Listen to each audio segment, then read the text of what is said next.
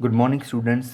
In last video, we have discussed about the application of Gauss theorem, and we have done one application, that is to find electric field intensity due to uniformly charged straight wire having infinite length. ठीक है, ये हमारी first application थी. Our second application is electric field intensity due to uniformly charged spherical shell. देखो बेटा, अब हमने जो इलेक्ट्रिक फील्ड फाइंड करनी है वो स्फेरिकल शेल की करनी है. सबसे पहले हमें पता होना चाहिए कि स्फेरिकल शेल क्या होता है. देखो बेटा, स्फेरिकल शेल होता है होलो बॉल. जैसे आपने देखी होगी प्लास्टिक की बॉल है, ठीक है, तो प्लास्टिक की बॉल अंदर से खाली होती है, ठीक है, एक सरफेस होता है, ठीक है, और बाहर हमारे पास एटमॉस्फेयर होता है और अंदर से वो खाली रहती है. तो ऐसी बॉल को हम कहते हैं स्फेरिकल शेल, या होलोस्फीयर इसको लिख सकता है, वो स्फेरिकल शेल लिख सकता है. ठीक है, दोनों एक ही बात है. ये एप्लीकेशन भी बहुत इंपॉर्टेंट है आपको पेपर के लिए, तो इसको ध्यान से समझना है. देखो बेटा, हम क्या करते हैं, एक स्फेरिकल शेल यहाँ पर सपोज कर लेते हैं और इसका रेडियस मान लेते हैं. ये है हमारे पास सेंटर पॉइंट O और इसका रेडियस है कैपिटल R. यूजुअली मैंने कैपिटल R इसलिए माना है कि कैपिटल R जो कैपिटल लेटर्स हैं वो उनके लिए हम सपोज करते हैं जो कांस्टेंट हो, जिनकी वैल्यू चेंज ना करे, उनके लिए हम कैपिटल R सपोज कर लेते हैं. अब जब मैंने स्फेरिकल शेल सपोज किया हुआ है तो उसका रेडियस तो चेंज नहीं होना है. ठीक है, आप गॉसियन सरफेस बना के गॉसियन सरफेस का रेडियस चेंज कर सकते हो, बट हमारे शेल का रेडियस तो वही रहना है. ठीक है, तो इसलिए मैंने इसका रेडियस है जो वो कैपिटल R सपोज किया है. और हमने जो इलेक्ट्रिक फील्ड है वो स्फेरिकल शेल के 3 रीजन्स में फाइंड करनी होती है. कौन कौन से रीजन रहेंगे? एक तो इनसाइड द होलोस्फीयर, अंदर फाइंड करनी है. एक ऑन द होलोस्फीयर, ऑन द ये जो स्फीयर के ऊपर फाइंड करनी है. और थर्ड है आउटसाइड द स्फीयर. ठीक है, तो 3 रीजन्स हैं हमारे पास, on the sphere, outside and inside the hollow sphere. यहाँ पर हमने इलेक्ट्रिक फील्ड इंटेंसिटी है वो फाइंड करनी है. तो फर्स्ट हम सपोज करते हैं outside the sphere, outside the sphere. ठीक है, तो आउटसाइड की हम पहले बात करेंगे और उसके लिए हम यूजुअली ये टर्म भी यूज़ करते हैं, small r is greater than capital R. Small r क्या होगा यहाँ पर? देखो, हमने पहले पढ़ा है कि अगर मेरे को इलेक्ट्रिक फील्ड फाइंड करनी है, गॉस थ्योरम यूज़ करनी है, तो मेरे को ऑब्वियसली गॉसियन सरफेस चाहिए. तो मैं यहाँ पर जो गॉसियन सरफेस बनाऊंगा, जब मैं बाहर फाइंड कर रहा हूँ तो मैं गॉसियन सरफेस भी बाहर बनाऊंगा इस शेल से. तो उस शेल का जो रेडियस रहेगा वो स्मॉल r रहेगा. ठीक है, किसका रेडियस? गॉसियन सरफेस का रेडियस. ठीक है, और वो इन द फॉर्म ऑफ स्फीयर रहेगा. ये सर्कल नहीं है, इट इज स्फीयर. ठीक है, स्फेरिकल शेल. क्लियर है जी? तो हम क्या करते हैं, अब इसका गॉसियन सरफेस ड्रॉ कर लेते हैं. That will be in the form of sphere.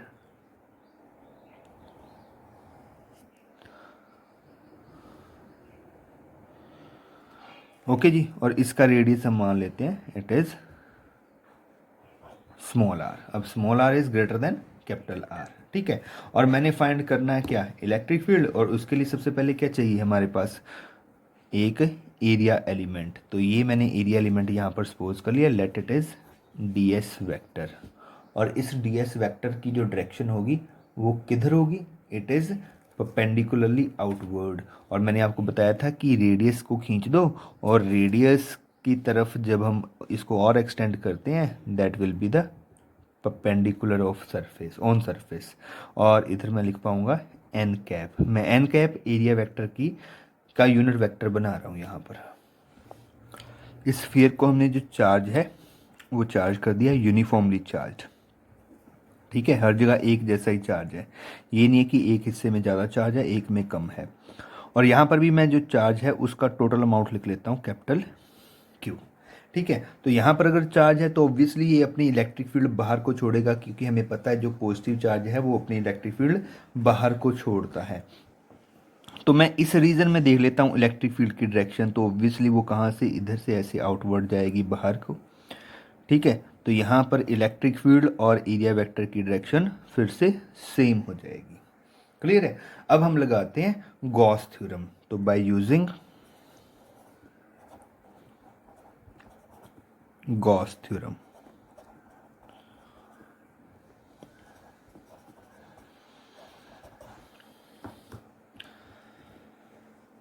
तो गॉस थ्योरम के अकॉर्डिंग क्या है हमारे पास, close integral of E vector dot D S vector is equal to capital Q upon epsilon naught. Is it so? Yes, because our Gaussian surface containing charge capital Q, ये सारे का सारा charge इसने अपने अंदर कंटेन किया हुआ है इस Gaussian सरफेस में. हम यहाँ पर वही चार्ज लिखते हैं जो Gaussian सरफेस के इनसाइड होता है. ठीक है, तो अब हमारे पास देखो, अब तो कुछ ज़्यादा डिफिकल्टी नहीं है, हर जगह इलेक्ट्रिक फील्ड और एरिया वेक्टर में एंगल ज़ीरो ही रहेगा, तो इसको ब्रेक करने की ज़रूरत नहीं है. तो इसको हम सीधे ही फिल कर सकते हैं, सॉल्व कर सकते हैं. E D S cos 0 degree. ठीक है, और ये किसके equal, Q upon epsilon not, और कॉस 0 फिर से 1 होता है, तो it become E D S cos 0 1. तो ई बाहर आके डी एस की इंटीग्रेशन हो जाएगी S Q upon epsilon naught. ठीक है, अब हम S की वैल्यू पुट कर देंगे. S again is surface area. ठीक है, और सरफेस एरिया ये हमारे पास स्फीयर है, स्फीयर का सरफेस एरिया होता है 4 पाई आर स्क्वायर. ठीक है, 4 पाई आर स्क्वायर. तो E 4 पाई आर. अब आर यहाँ पर मैं कौन सा लिखूँ, स्मॉल आर या कैपिटल आर? तो देखो बेटा, मैं फिर से बोल रहा हूँ, गॉसिस थ्योरम जो है वो Gaussian सरफेस के लिए होती है. ठीक है, तो जो भी हमने पुट करना है वो Gaussian सरफेस का पुट करना है, और उसका रेडियस कितना है, कैपिटल आर. तो it will be, sorry, Gaussian surface का रेडियस स्मॉल आर, तो it will be small R square Q upon epsilon naught. ठीक है, और ये हमारे पास बन जाएगा, और यहाँ से हम अगर E फाइंड करें, E is equal to 1/4 pi epsilon naught. इसको सभी को मैं नीचे लेके अरेंज कर रहा हूँ, Q upon epsilon naught, sorry Q upon R square, it will be R square. ठीक है, तो ये हमारे पास इलेक्ट्रिक फील्ड आ जाएगी आउटसाइड द स्फीयर. बट देखो बेटा, ये फार्मूला तो हम पहले पढ़ चुके हैं इलेक्ट्रिक फील्ड का. It is general formula for electric field 1/4 Q upon R square. और ये फार्मूला किसके लिए होता है, it is for point charge. ये पॉइंट चार्ज है उसके लिए फार्मूला होता है. बट अभी इलेक्ट्रिक फील्ड ये किसकी आ रही है, Gaussian, सॉरी, ये चार्ज स्फीयर की इलेक्ट्रिक फील्ड आ रही है. ठीक है, तो यहाँ पर हमारे पास एक कंक्लूजन निकलता है. क्या कंक्लूजन निकलता है कि outside the hollow sphere it behave like a point charge, क्योंकि इसकी इलेक्ट्रिक फील्ड कैसी आ रही है, पॉइंट चार्ज जैसी. तो ये बात याद रखनी है, इसको अपने नोट्स में नोट कर लेना है. क्या कि outside the hollow sphere the it act as a point charge. ठीक है, आपको ये पेपर में कई बार न्यूमेरिकल पूछ लेते हैं कि एक हमारे पास स्फीयर दे देंगे, आपको रेडियस दे देंगे 4 सेंटीमीटर, और आपको 7 सेंटीमीटर पर उसकी इलेक्ट्रिक फील्ड पूछ लेंगे. तो याद रखना है, वहाँ पर उसका रेडियस देख के कन्फ्यूज़ नहीं हो जाना. हमने वहाँ पर आर की जगह 7 सेंटीमीटर पुट करके इसको सॉल्व कर लेना है बस. सेकंड हमारे पास आ जाता है, पहले हमने किया था आउटसाइड द स्फीयर, अब लिखेंगे ऑन द स्फीयर.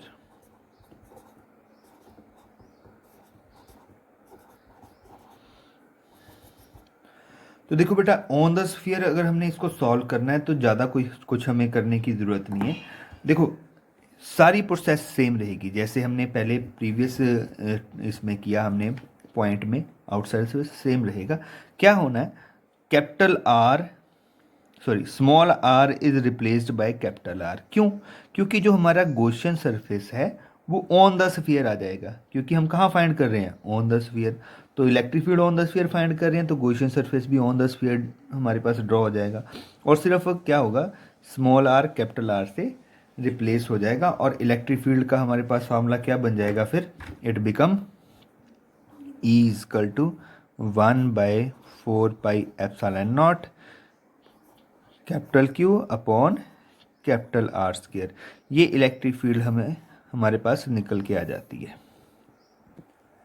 कुछ बुक्स में इसको किसी और फॉर्म में भी लिखा हुआ है, जैसे ये जो कैपिटल Q है इसको किसी और फॉर्म में लिख लिया. कैसे, जैसे हमारे पास सिग्मा की वैल्यू होती है, अभी हमने किया था, sigma is surface charge density, it is total charge upon total area. ठीक है, और यहाँ से Q कितना आ जाएगा, सिग्मा S, और S किसके इक्वल आएगा, 4 पाई आर स्क्वायर. तो जो हमारे पास Q है, क्यू की वैल्यू यहाँ से क्या बनी, सिग्मा एस की जगह क्या पुट कर दिया, 4πr²। इस क्यू की वैल्यू मैं अगर यहाँ पुट कर देता हूँ then it E become 1/4πε0। Q की जगह आ जाएगा सिग्मा 4πR² अपॉन R²। तो कुछ टर्म्स यहाँ पर कैंसिल हो जाएगी, R² से R², 4π से 4π, इट बिकम सिग्मा अपॉन ε0। तो कुछ बुक्स में इसकी electric field on the surface को सिग्मा अपॉन ε0 भी लिखा हुआ है। अगर आप यही रहने दोगे तो ये भी ठीक है, ये भी ठीक है, ये आपकी विश है। ठीक है जी। और थर्ड है हमारे पास इनसाइड द स्फीयर।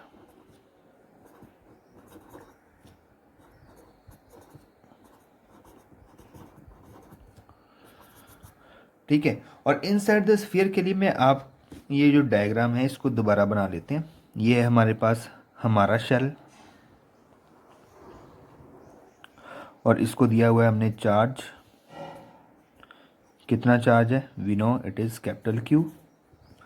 और हमने इनसाइड, और इसका रेडियस कितना है, कैपिटल R।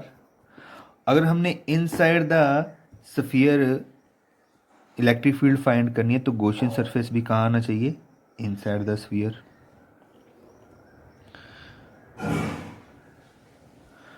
ठीक है जी। और इसका रेडियस हम कितना मानते हैं, it is small r।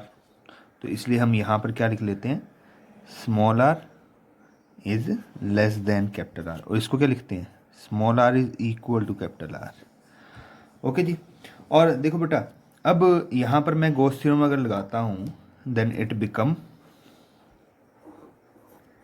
E vector dot ds vector is equal to Q upon ε0। अब यहाँ पर पहले ही एक बात हमारे पास क्लियर हो जाती है, क्या, देखो बेटा ये Q कौन सा, इस गॉसियन सरफेस के अंदर जो चार्ज होगा, बट चार्ज तो बाहर रह गया, इसके इनसाइड तो कोई चार्ज आया ही नहीं। तो इसके लिए चार्ज कितना हो गया इनसाइड, 0। तो यहाँ पर Q कितना हो गया, 0। तो अगर Q 0 तो ये सारी टर्म 0 हो जाएगी। और इधर मैं इसकी इंटीग्रेशन करके अगर E फाइंड करता हूँ वो भी कितना आएगा, फिर 0 आ जाएगा। तो इनसाइड द स्फीयर जो इलेक्ट्रिक फील्ड है वो कितनी आ जाएगी, 0। ठीक है जी।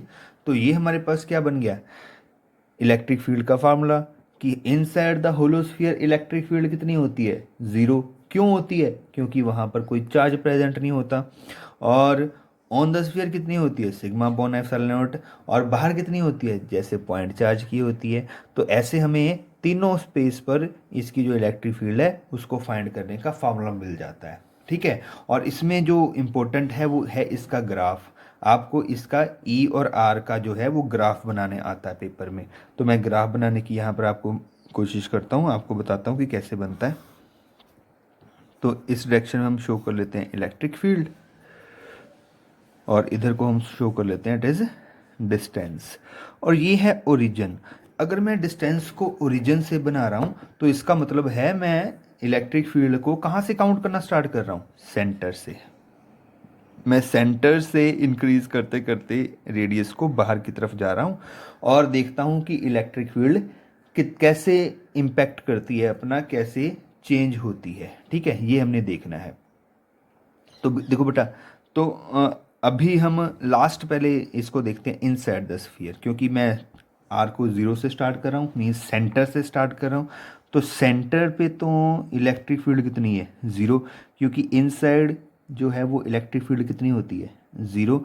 तो मैं अगर यहाँ से चलता हूँ और सरफेस तक पहुँचता हूँ, हर जगह इलेक्ट्रिक फील्ड क्या रहेगी, 0 रहेगी। ठीक है, सरफेस पर आके जो है वो इलेक्ट्रिक फील्ड हो जाएगी कितनी, जो हमने फाइंड की है, दिस मच। ठीक है, और बाहर आके हमने पहले फाइंड किया, ये बाहर आके क्या होता है, इलेक्ट्रिक फील्ड और रेडियस में कैसा रिलेशन है, इनवर्स रिलेशन है। देखो बेटा, यहाँ हम नहीं बोल सकते inverse relation, because R is constant के साथ डायरेक्टली इनवर्सली प्रोपोर्शनल कुछ नहीं होता। ठीक है, वेरिएबल के साथ होता है। ये वेरिएबल कौन है, गॉसियन सरफेस आप जितने मर्जी रेडियस का बना सकते हो। तो बाहर है जो वो रेडियस के साथ कैसा रिलेशन है, मैं यहाँ लिख देता हूँ, इज प्रोपोर्शनल टू 1/r²। ठीक है, और यहाँ पर फिर से हम क्या करते हैं, इसका ग्राफ बनाने की कोशिश करते हैं। तो सेंटर से चलते हैं, सेंटर से जब हम चलेंगे तो जब तक जो स्मॉल आर है वो कैपिटल आर के इक्वल नहीं हो जाता, इलेक्ट्रिक फील्ड ज़ीरो रहेगी। मेज ऐसे ग्राफ आएगा, ठीक है। क्योंकि देखो इधर को कोई फील्ड नहीं आ रही, तो मैंने यहाँ पर इस डायरेक्शन में कोई लाइन नहीं ड्रॉ की। तो यहाँ से यहाँ तक इसको, इस पॉइंट को लिख लेते हैं, small R is greater than is equal to capital R, ठीक है। यहाँ पर इलेक्ट्रिक फील्ड, यहाँ तक इलेक्ट्रिक फील्ड ज़ीरो होगी। अब देखो बेटा, हमने बोला कि सरफेस तक इलेक्ट्रिक फील्ड ज़ीरो, इन साइड से लेके सरफेस तक, बाहर डिक्रीज करेगी। तो इसका मतलब सरफेस पर कैसी हुई, मैक्सिमम, सबसे ज़्यादा। तो जब हमारे पास जिस पॉइंट पर आर इजकल टू आर है, वहाँ पर इलेक्ट्रिक फील्ड ऐसे होगी, ठीक है। कुछ क्वांटिटी होगी उसकी, ये इतनी, ठीक है। और इसको लिखेंगे, इस पॉइंट को लिखेंगे E max, max means maximum, ठीक है। तो यहाँ इलेक्ट्रिक फील्ड मैक्सिमम रहेगी। उसके बाद क्या रिलेशन है, इन्वर्सली। तो इसके बाद जो है इलेक्ट्रिक फील्ड ऐसे जाती है, ठीक है। तो यहाँ पर बोलेंगे इस रीजन में ई इजकल टू ज़ीरो, यहाँ मैंने लिख दिया इज़ मैक्सिमम, और यहाँ लिखेंगे इज़ प्रोपोर्शनल टू 1/r²। तो ये हमारे पास ग्राफ बन जाता है। ये पेपर में सिर्फ ग्राफ ही पूछा जा सकता है आपको, ऐसा भी इसका क्वेश्चन आ जाता है, पूरा आर्टिकल भी आ जाता है, बहुत इंपॉर्टेंट है, ठीक है जी। तो ये थी हमारे पास सेकेंड एप्लीकेशन। Thank you.